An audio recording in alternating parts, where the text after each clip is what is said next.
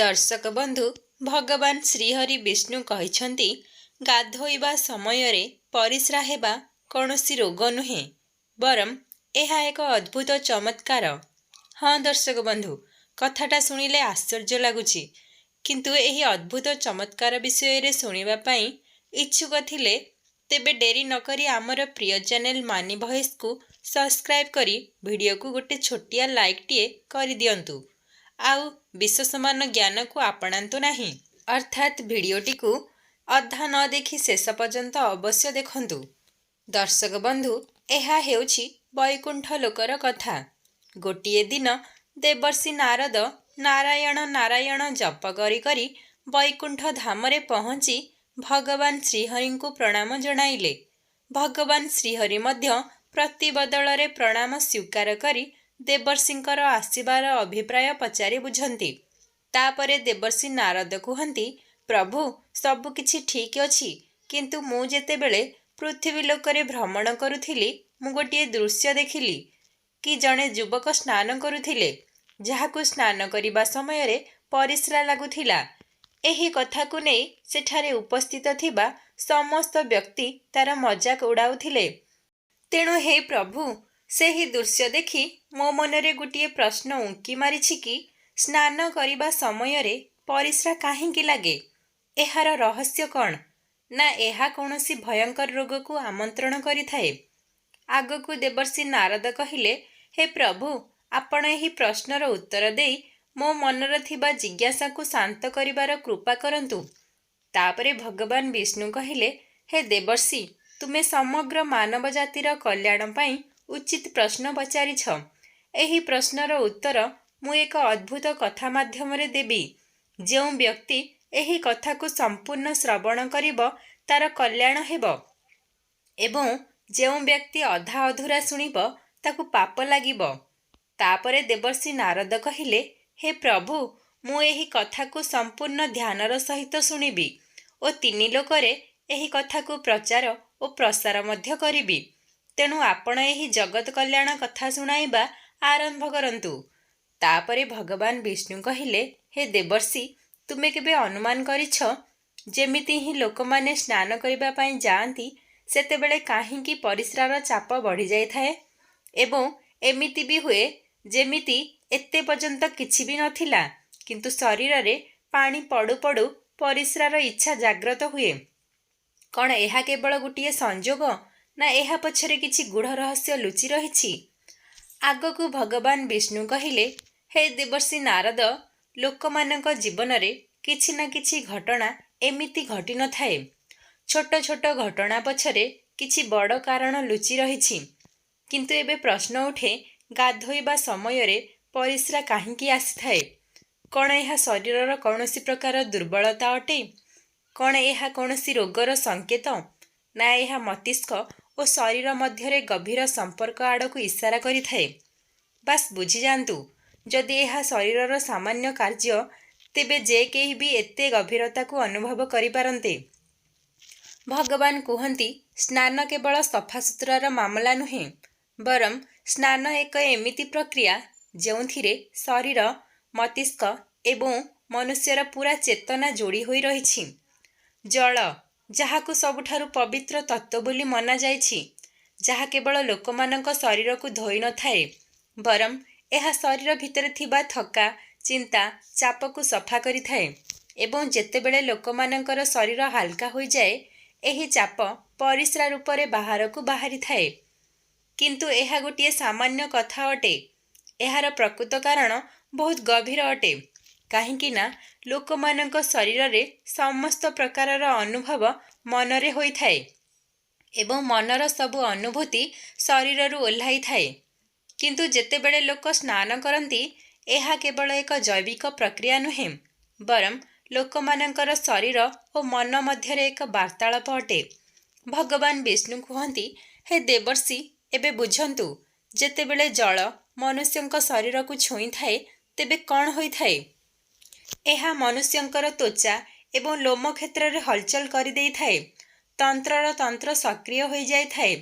ठंडा किबा गरम पानी मनुष्य को कही थाए कि शरीर रु किछि निष्कासन हेबार आवश्यकता अछि ଏହା ପ୍ରଥମ ପ୍ରକ୍ରିୟା ପରିସ୍ରା କରିବା ଅଟେ। ଯଦି ଏହା କେବଳ ମୂତ୍ରାଶୟର ପ୍ରକ୍ରିୟା, ତେବେ ସ୍ନାନ କରିବା ପୂର୍ବରୁ କାହିଁକି ହୋଇନଥାଏ ଏବଂ ପାଣି ପଡ଼ିବା ଦ୍ୱାରା କାହିଁକି ଅଚାନକ ହୋଇଥାଏ? ଯେତେବେଳେ ମନୁଷ୍ୟ ସ୍ନାନ କରିବା ଆରମ୍ଭ କରିଦିଏ, ଠିକ୍ ସେତେବେଳେ ଶରୀର ଆରାମ ସ୍ଥିତି ଆଡ଼କୁ ଚାଲି ଯାଇଥାଏ ଏବଂ ଯେତେବେଳେ ଶରୀର ଆରାମ କରିଥାଏ, ଏହା ସିଧାସଳଖ ପରିସ୍ରା ଉପରେ ଚାପ ପକାଇଥାଏ। ଏହା କେତେବେଳେ ଗଭୀର ନିଶ୍ୱାସ ଦ୍ୱାରା ଏବଂ କେତେବେଳେ ଥକାପଣ ଦ୍ୱାରା ଅନୁଭବ ହୋଇଥାଏ। ମନୁଷ୍ୟ ସେତେବେଳେ ପର୍ଯ୍ୟନ୍ତ ଚାପରେ ରହିଥାଏ ଯେତେବେଳେ ଯାଏଁ ସେ ନିଜକୁ ଛାଡ଼ିବା ଶିଖିନଥାଏ। ସ୍ନାନ କରିବା, ପାଣିରେ ବୁଡ଼ିବା ଏହିସବୁ କାମ ଏଥିପାଇଁ ଭଲ ଲାଗିଥାଏ କାହିଁକି ନା ଲୋକମାନେ ଭିତରର ବୋଝକୁ ହଟାଇ ଦେଇଥାନ୍ତି। ଯେତେବେଳେ ଗରମ ଦିନେ ଲୋକମାନେ ଥଣ୍ଡା ପାଣିରେ ସ୍ନାନ କରିବା ପାଇଁ ବସନ୍ତି, ସେତେବେଳେ ପାଣିର ପ୍ରଥମ ଛିଟା ପୁରା ଶରୀରକୁ ଝଟକା ଦେଇଥାଏ। ସେହି ଝଟକାରେ ପୁରା ଶରୀର କିଛି ସମୟ ପାଇଁ ନିୟନ୍ତ୍ରଣ ହରାଇ ବସିଥାଏ। ଦେବର୍ଷି ନାରଦ କୁହନ୍ତି, ହେ ପ୍ରଭୁ, କ'ଣ ଏହା ସମସ୍ତଙ୍କ ସହିତ ହୋଇଥାଏ? ଏହା ଶୁଣି ଭଗବାନ ବିଷ୍ଣୁ କହିଲେ, ହଁ, ପ୍ରତ୍ୟେକ ମନୁଷ୍ୟ ନିଜ ଜୀବନରେ ଗୋଟିଏ ଥର ଏହାକୁ ନିଶ୍ଚୟ ଅନୁଭବ କରିଥିବେ। କିନ୍ତୁ ଫରକ ଏତିକି ଯେ କିଛି ଲୋକ ଏହାକୁ ସାଧାରଣ ଘଟଣା ଭାବି ଭୁଲିଯାଆନ୍ତି ଓ ଅନ୍ୟ କିଛି ଲୋକ ଏହି ଘଟଣାର ରହସ୍ୟ ଜାଣିବା ପାଇଁ ଲାଗି ପଡ଼ିଥାନ୍ତି। ସେମାନଙ୍କର ଏହି ଜାଣିବାର ଇଚ୍ଛା ସେମାନଙ୍କୁ ଜ୍ଞାନର ଚରମ ସୀମାରେ ପହଞ୍ଚାଇ ଦେଇଥାଏ। କାହିଁକି ନା ଏହା ପଛରେ ଏକ ଗୂଢ଼ ରହସ୍ୟ ଲୁଚି ରହିଛି। ପାଣି ଏବଂ ପରିସ୍ରା ଦୁଇଟି ଯାକ ଗୋଟିଏ ତତ୍ତ୍ୱରେ ତିଆରି ହୋଇଥାଏ। ଯେତେବେଳେ ପାଣି ବାହାର ପଟୁ ଶରୀରକୁ ସ୍ପର୍ଶ କରେ, ସେତେବେଳେ ଶରୀର ଭିତରର ପାଣିର ତତ୍ତ୍ୱ ମଧ୍ୟ ପ୍ରତିକ୍ରିୟା କରିଥାଏ। ଏହା ପ୍ରକୃତିର ସନ୍ତୁଳନ ଅଟେ। ଏହା ପ୍ରକୃତି ଓ ଶରୀର ମଧ୍ୟରେ ତିଆରି ଗୋଟିଏ ସମ୍ପର୍କର ଆଇନା ସଦୃଶ। ଯାହା ବାହାରେ ହୋଇଥାଏ ତାହା ଭିତରେ ମଧ୍ୟ ପରିଲକ୍ଷିତ ହୋଇଥାଏ। ଯେବେ ବାହାରର ପାଣି ଶରୀରରେ ଲାଗିଥାଏ, ତେବେ ଭିତରର ପାଣିକୁ ଅର୍ଥାତ୍ ପରିସ୍ରାର ଇଚ୍ଛାକୁ ବଢ଼ାଇଥାଏ। କିନ୍ତୁ ପ୍ରଶ୍ନ ଉଠେ, ଏହା କେବଳ ପାଣି ଏବଂ ମୂତ୍ରାଶୟର ସମ୍ପର୍କ ନା ଏହା ପଛରେ କିଛି ଅଲଗା ରହସ୍ୟ ରହିଛି? କ'ଣ ଏହା କୌଣସି ଦୁର୍ବଳତାର ସଙ୍କେତ ନା ଏହା କୌଣସି ରୋଗର ପ୍ରାଥମିକ ଲକ୍ଷଣ? ନା, ଏହା ଶରୀର ଓ ମନ ମଧ୍ୟରେ ଏକ ବାର୍ତ୍ତାଳାପ ଅଟେ। ଏଇଠୁ ଆରମ୍ଭ ହୋଇଥାଏ ମନୁଷ୍ୟର ଅସଲ ଯାତ୍ରା। ଶରୀରର ବିଜ୍ଞାନ ଠାରୁ ଆରମ୍ଭ କରି ଆଧ୍ୟାତ୍ମିକ ଦୃଷ୍ଟି ପର୍ଯ୍ୟନ୍ତ। କାହିଁକି ନା ଯଦି ଲୋକମାନେ ଏହାକୁ ସାଧାରଣ ଭାବେ ଅବହେଳା କରନ୍ତି, ତେବେ ସେମାନେ ବହୁତ ବଡ଼ ସଙ୍କଟରେ ପଡ଼ିଯିବେ। କିନ୍ତୁ ଏତିକି ଫରକ, କେଉଁ ଲୋକ ଏହାକୁ ଅଧିକ ଅନୁଭବ କରିଥାନ୍ତି ଏବଂ ଆଉ କେଉଁ ଲୋକ ଏହାକୁ କମ୍ ଅନୁଭବ କରିଥାନ୍ତି। ମନୋବିଜ୍ଞାନୀଙ୍କ ମତ ଅନୁସାରେ ମନୁଷ୍ୟର ମନ ଏବଂ ଶରୀର ଗଭୀରତାରେ ଯୋଡ଼ି ହୋଇ ରହିଛି। ଯେତେବେଳେ ମନ ଆରାମ କରିଥାଏ, ସେତେବେଳେ ଶରୀର ରିଲିଜ୍ ହେବାକୁ ଚାହୁଁଥାଏ। ଏହାକୁ କ୍ୱାଥାରିସିସ୍ କୁହାଯାଏ। ଭଗବାନ ବିଷ୍ଣୁ କହିଲେ, ଥରେ ଚିନ୍ତା କରନ୍ତୁ, ଯେତେବେଳେ ଲୋକେ କାନ୍ଦନ୍ତି ତେବେ କ'ଣ ଅନୁଭବ କରନ୍ତି? ପ୍ରଥମେ ତ ଭାରି ଭାରି ଲାଗିଥାଏ, କିନ୍ତୁ କାନ୍ଦି ସାରିବା ପରେ ମନ ହାଲକା ଲାଗିଥାଏ। ଠିକ୍ ଏହିପରି ପରିସ୍ରା ହୋଇଥାଏ। ଏହା ଏକ ପ୍ରକାରର ସଫାସୁତୁରା। ମନୁଷ୍ୟ ଲଗାତାର ଚାପ ତଳେ ରହିଥାଏ।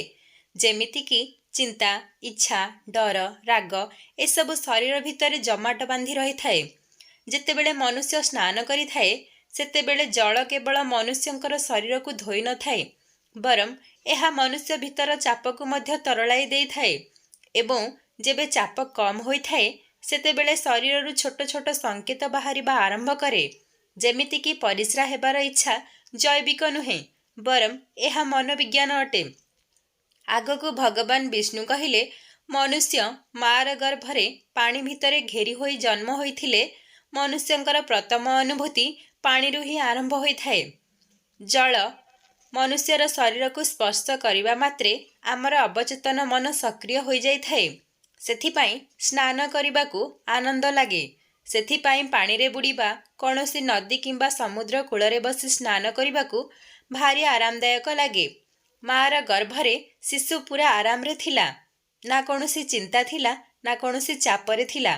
ପାଣିର ଆଢ଼ୁଆଳରେ ଥିବାରୁ ସେ ପୁରା ଖୁସିରେ ଥିଲା।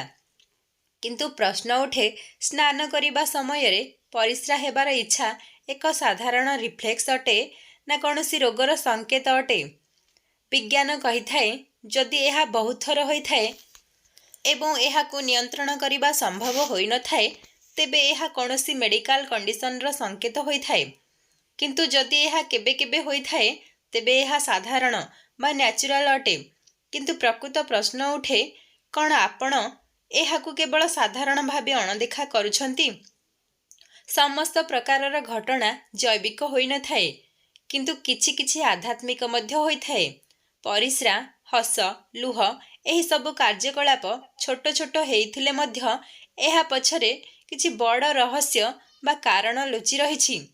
ଏହିଭଳି ଭାବରେ ଭଗବାନ ବିଷ୍ଣୁ ଦେବର୍ଷି ନାରଦଙ୍କୁ ଏହି ସମସ୍ୟାର ରାସ୍ତାକୁ ବୁଝାଇ ଦେଲେ, ଯାହାଦ୍ୱାରା ସମଗ୍ର ମାନବ ଜାତିର କଲ୍ୟାଣ ହୋଇପାରିବ। ଦର୍ଶକ ବନ୍ଧୁ, ଭିଡ଼ିଓଟି ଅତ୍ୟନ୍ତ ରୋଚକପୂର୍ଣ୍ଣ ଓ ଜ୍ଞାନବର୍ଦ୍ଧକ ଥିଲା। ତେଣୁ ଭିଡ଼ିଓଟିକୁ ଏହିଠାରେ ଶେଷ କରୁଛି। ଯଦି ଆପଣ ସମସ୍ତଙ୍କୁ ଏହି ଭିଡ଼ିଓଟି ଭଲ ଲାଗିଛି ତେବେ ଦୟାକରି ମୋ ଚ୍ୟାନେଲ ମାନି ଭଏସ୍କୁ ସବସ୍କ୍ରାଇବ୍ କରି ଭିଡ଼ିଓକୁ ଗୋଟିଏ ଛୋଟିଆ ଲାଇକ୍ଟିଏ କରିଦିଅନ୍ତୁ। ଏହି ଭିଡ଼ିଓକୁ ଅଧିକାରୁ ଅଧିକା ସାଙ୍ଗମାନଙ୍କୁ ଓ ପ୍ରିୟଜନମାନଙ୍କୁ ଓ ବନ୍ଧୁବାନ୍ଧବମାନଙ୍କ ପାଖକୁ ସେୟାର କରନ୍ତୁ ଓ କମେଣ୍ଟରେ ଜୟ ଶ୍ରୀ ନାରାୟଣ ହରି ଲେଖିବାକୁ ଭୁଲନ୍ତୁ ନାହିଁ।